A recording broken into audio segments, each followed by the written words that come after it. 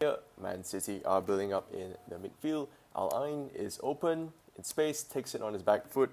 Now, it eventually comes to an easy goal for Doku, but a few things led to that happening.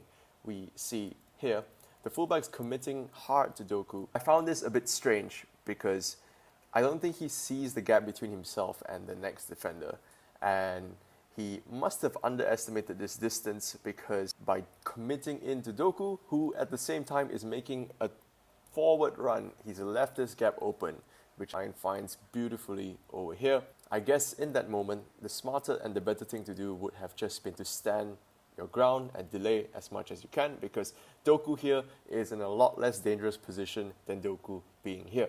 But that's where he ends up, and then he just uses his momentum against the defender, shifts to the other side, a cool bottom right finish, side-footed.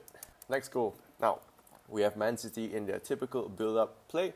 This is a nice little scene with the angle over here. So we have 5 Man City players, and we have also 5 Juve players kind of pressing in the same formation that City have got themselves lined up. So 2-1-2. What I like about Juve is that they are also setting up to block the passing lanes.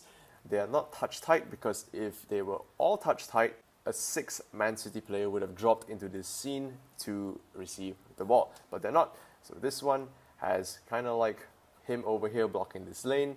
This one here. This one has one, but he's also blocking out 2.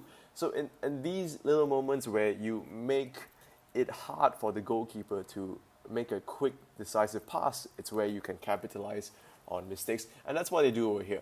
But credit to this Man City player, because right now, Ederson has the ball.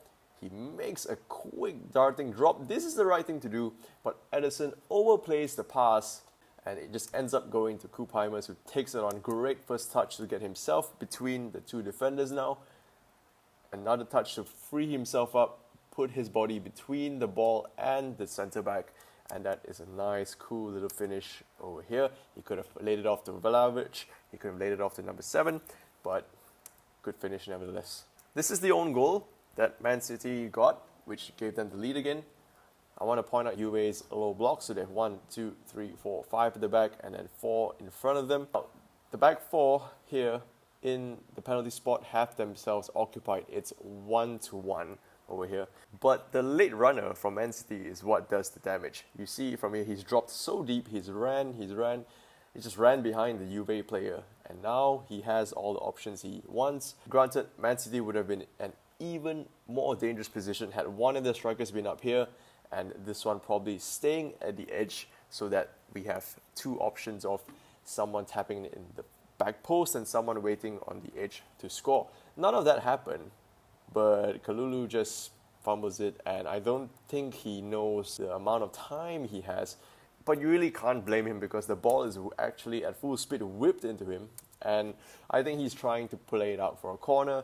It's just sometimes when you don't expect it coming, it just ends up in a bad way for him.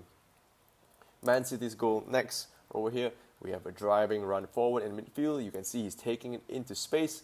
This winger, great run here. Now, the few moments before he receives the ball, this is good. He nudges the defender away, puts the defender off balance, gives himself that half a second to win the ball here, and then to set up Haaland for a simple finish over there. Next goal, we have Haaland driving in from the right now. The fullback must be a bit perplexed, because he was taken on the outside by Savinho, I believe, and now Haaland's just giving him something else to defend, which is really, really hard when you're up against these kind of players who are so unpredictable. Haaland drives into space. Foden drifts in. He loves doing that. I would say UA defenders need to be tighter, need to drop back a little bit quicker. We don't have the full passage of play for contacts, but ideally this player should have been tighter than Foden, and that's just way too late. Foden doesn't get the ball in the end, but it just comes back off to him and he gets a free goal, I would say. Corner for Man City for their next goal. Ball is whipped in, headed away.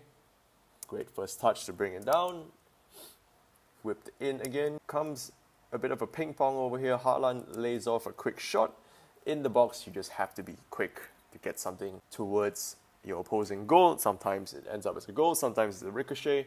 But in this case, it goes all the way out to Savinho, who bangs it out wide. When the ball is rolling to you like this, and if it's on your weaker side, hit it with power, you're going to get it on target, and you create some damage. Now, final goal of the game, Juve's build-up. Again, we have the winger on the left. It's a 1-2-3, kind of like a 3-on-3 in this triangle over here.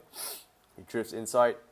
This is really good. Vlahovic has really found himself in a great spot because he has put himself in the huge gap between these Man City defenders over here. I think this backline needs to talk in this moment a little bit better because they got caught out way too easily here. I believe they were going for the offside trap, but it didn't really work out. So what ends up happening is that this defender is just totally pulled out of the game, and Vlahovic is one-on-one. Again, first principles and basics apply. He gets himself in between the ball and the oncoming defender, and from here, it's just a simple finish. So, Man City beat Juve to top the group. Both teams get into the round of 16.